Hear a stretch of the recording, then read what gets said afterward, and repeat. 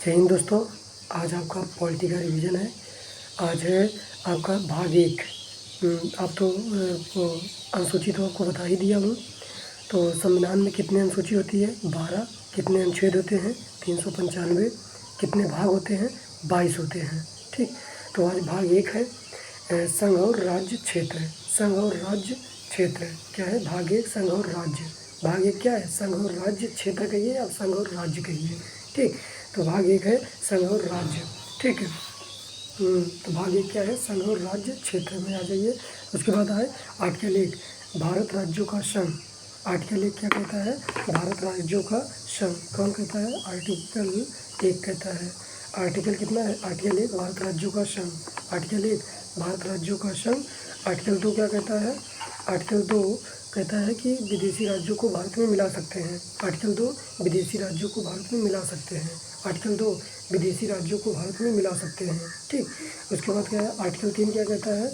Article 3 है क्या कि भारत क्या मतलब सांसद भारत के किसी भी राज्यों को नाम सीमा क्षेत्र में परिवर्तन कर सकता है। तो मतलब सीधा कहना है कि सांसद वर्तमान राज्यों में परिवर्तन कर सकती है। 3 क्या कहता है? 2 क्या कहता है कि सांसद विदेशी राज्यों को भारत में मिला सकती है। 2 कहता है कि सांसद विदेशी राज्यों को भारत में मिला सकती है।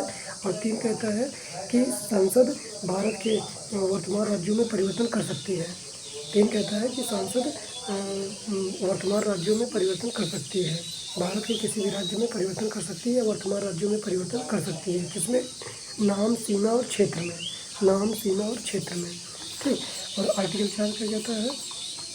आर्टिकल 4 कहता है कि संसद जब आर्टिकल 2 यानी जब विदेशी राज्यों को भारत में मिलाएगी। ठीक, और आर्टिकल 3 यानी जब क्या करेगी? वर्तमान राज्यों में परिवर्तन करेगी, तो उसमें राष्ट्रपति की अनुमति की जरूरत नहीं है। किसकी जरूरत नहीं है? राष्ट्रपति की अनुमति की जरूरत नहीं है। किसकी जरूरत नहीं है? राष्ट्रपति की अनुमति की जरूरत नहीं है। ठीक, किसकी जरूरत नहीं है? तो राष्ट्रपति के अनुमति की जरूरत नहीं है। इसमें आर्टिकल 4 में। आर्टिकल 4 क्या कहता है कि सांसद जब आर्टिकल 4 कहता है कि सांसद जब आर्टिकल 2 का प्रयोग करेगी यानी विदेशी राज्यों को भारत में मिलाएगी, और ये आर्टिकल 3 का प्रयोग करेगी यानी वर्तमान राज्यों में परिवर्तन करेगी, तो उसमें राष्ट्रपति की अनुमति की जरूरत नहीं है, क्योंकि राष्ट्रपति को 368 के बाहर रखा गया है। ठीक, क्या है? बाहर रखा गया है, जिस कारण राष्ट्रपति इस पर हस्ताक्षर जरूरी नहीं है। राष्ट्रपति का हस्ताक्षर जरूरी नहीं है, मगर हस्ताक्षर नहीं कर सकता है। ठीक, तो यहाँ पर कोई दिक्कत नहीं है आपको। तो आगे क्या है? देशी रियासत। भारत में 552 देशी रियासत है। देशी रियासत कितने हैं? भारत में जो है तो भैया आपका 552 देशी रियासत है। ठीक, जिसको मतलब जब भारत हमारा आज़ाद हुआ था तो भारत में 552 देशी रियासत थे। ठीक, आज़ाद हुआ था तो 552 देशी रियासत थे। तो इसको एक करने के लिए इसके जी सरदार वल्लभ भाई 3 लोगों को जिम्मेदारी दी गई। किसको दी गई? सरदार पटेल को। ठीक, किसको दी गई? सरदार पटेल को, बीपी मेनन को एवं लॉर्ड माउंटबेटन को। सरदार पटेल को, बीपी मेनन को, लॉर्ड माउंटबेटन को। किसको दी गई? सरदार पटेल को, लॉर्ड माउंटबेटन को और लॉर्ड माउंटबेटन को, और तथा इसको क्या बोलते हैं? बीपी मेनन को और बीपी मेनन को इसको जिम्मेदारी दी गई कि इसको संघ बनाए, मतलब एक करें। ठीक, क्या करें? एक करें। तो इसमें सभी राज्य तो आपस में मिल गए, लेकिन इसमें कौन नहीं मिला? तो हैदराबाद भारत में मिलना नहीं चाहता था। तो इसको क्या किया गया कि पाकिस्तान में मिलना चाहता था। तो सरदार पटेल ने ऑपरेशन पोलो के तहत क्या किया? ऑपरेशन पोलो के तहत इसे भारत में मिलाया। सरदार पटेल ने ऑपरेशन पोलो के तहत हैदराबाद को भारत में मिलाया। हैदराबाद पाकिस्तान में जाना चाहता था, या भारत में नहीं रहना चाहता, तो इसीलिए सरदार पटेल ने ऑपरेशन पोलो के तहत इसे भारत में मिलाया। ठीक, किसको? हैदराबाद को। उसके बाद आ गया जूनागढ़। ये गुजरात में है। जूनागढ़ आपका कहाँ है? गुजरात में है। ये भी पाकिस्तान में जाना चाहता था, तो इसे भी सरदार पटेल ने क्या किया है? जनमत संग्रहालय के तहत भारत में मिलाया। सरदार पटेल ने किसके तहत? जनमत संग्रहालय के तहत भारत में मिलाया है। किसको?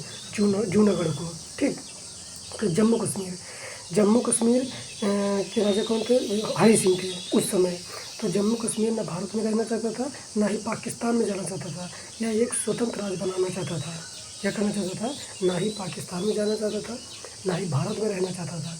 यह एक स्वतंत्र राज्य अपना बनाना चाहता था, तो जब पाकिस्तानियों ने इस पर घुसपैठ कर दिया, जम्मू कश्मीर पर जब पाकिस्तानियों ने घुसपैठ कर दिया तो आधी तो लूट लिए। इतना खतरनाक पाकिस्तानी थे कि यहाँ की लड़कियों को क्या कर लेके जाने लगे थे ससुरा, एक एक पाकिस्तानी 2-2 3-3 लड़कियों को लेके जाने लगा, घुसपैठ कर दिया जब।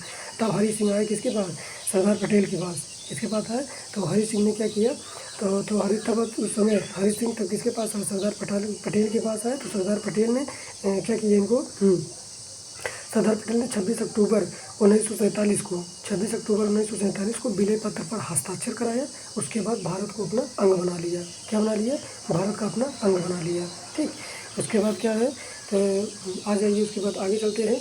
नए राज्यों के गठन हेतु प्रमुख समितियाँ, नए राज्य के गठन हेतु प्रमुख समितियाँ आ जाते हैं। पहला है यस्केधर समिति। यस्केधर समिति की स्थापना कब हुई थी, 1948 को।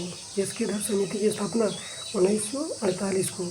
यस्केधर समिति की स्थापना 1948 को हुई है, जिसमें यस्केधर आयोग का गठन किया गया। 1948 को यस्केधर आयोग का गठन किया गया और भाषा के आधार पर राज्यों के गठन का विरोध किया गया। मतलब भाषा के आधार पर राज्यों को बांटना नहीं चाहते थे। किसके आधार पर, भाषा के आधार पर राज्यों को बांटना देना नहीं चाहते थे। ठीक, तो ये कि यस्केधर समिति की स्थापना कब हुई थी, 1948 को, जिसमें भाषा के आधार पर राज्यों को गठन का विरोध किया गया। उसके बाद जेबीपी समिति। जेबीपी समिति, इसमें कौन कौन थे, जवाहरलाल नेहरू थे, पट्टाभी सीतारामैया थे और सरदार पटेल थे। इसमें भी क्या है कि ये भी कब आई थी, 1948 को आई थी। इसमें भी क्या किया गया, भाषाई आधार पर राज्यों के गठन का विरोध किया गया। किसमें, जेबीपी समिति में भी क्या किया गया, भाषा के आधार पर राज्यों का गठन का विरोध किया गया। कौन कौन थे, जवाहरलाल नेहरू, पट्टाभी सीतारामैया, सरदार पटेल ने क्या किया, भाषा के आधार पर राज्यों के गठन का विरोध किया। ठीक, क्या किया, विरोध किया। उसके बाद तब 1952 को पेट्टू श्रीरामुलु भूख हड़ताल पर, मतलब जब क्या हुआ, 1952 में तेलुगु भाषा के लिए अलग राज्य की मांग करते हुए पेट्टू श्रीरामुलु भूख हड़ताल पर बैठ गए।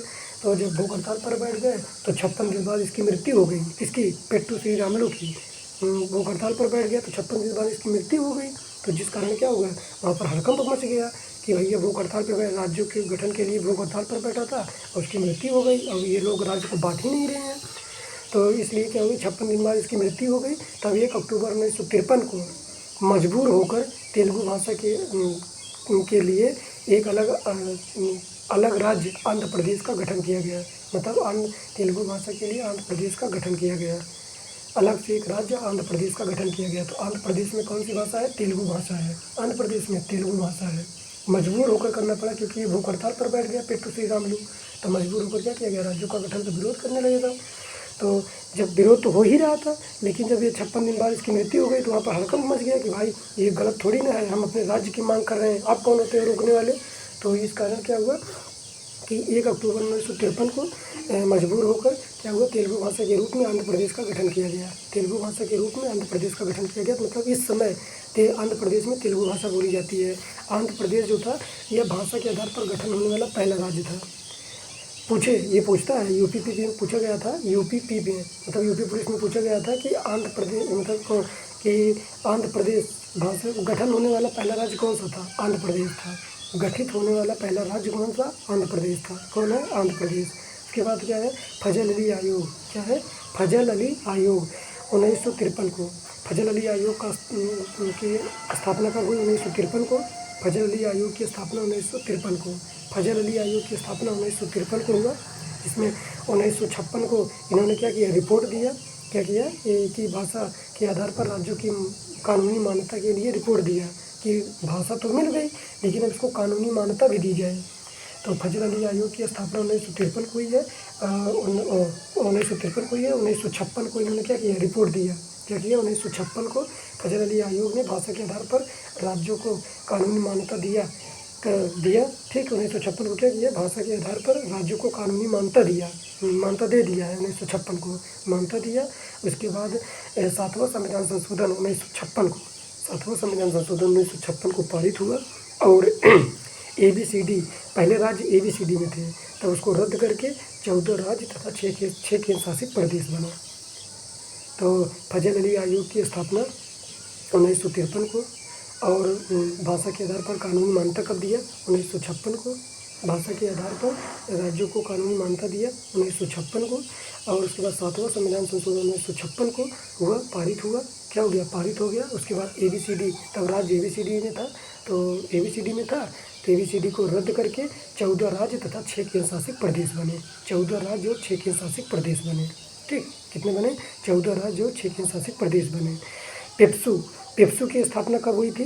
तो पंजाब पेप्सू मतलब Patiala east Punjab state union, Patiala east Punjab state union. Punjab राज्य का पुनर्गठन 1966 को शाह आयोग की सिफारिश पर हुआ था। पंजाब राज्य का पुनर्गठन कब हुआ था? 1966 को। पंजाब राज्य का पुनर्गठन 1966 को किसके? 1966 को शाह आयोग के सिफारिश पर हुआ था। ठीक, उसके बाद आगे आपका है नागरिकता है, आपको पार्ट 2 में मिलेगा। ठीक, आपको क्या डालना है? Yadav sir polity revision, Khan sir की बुक आप डाल दीजिएगा, आपको मिलता चला जाएगा। अब आगे आपका है भाग 2 नागरिकता है, जो ब्रिटेन से लिया गया है। इसको हम आगे की वीडियो में आपको दे देते हैं। ठीक, कोई दिक्कत हो तो धन्यवाद, थैंक यू। आप लोग देखिए कितना गर्मी है, आप लोग प्लीज़ वीडियो को लाइक सब्सक्राइब आप बढ़ाते रहिए, जिससे आप तक हम भी पहुंच पाएँ, अपनी बात को हम भी रख पाएँ। आप भी अपनी बात को हमारे पास शेयर कीजिएगा। कोई दिक्कत हो तो बताइए, आपके लिए हम तैयार हैं।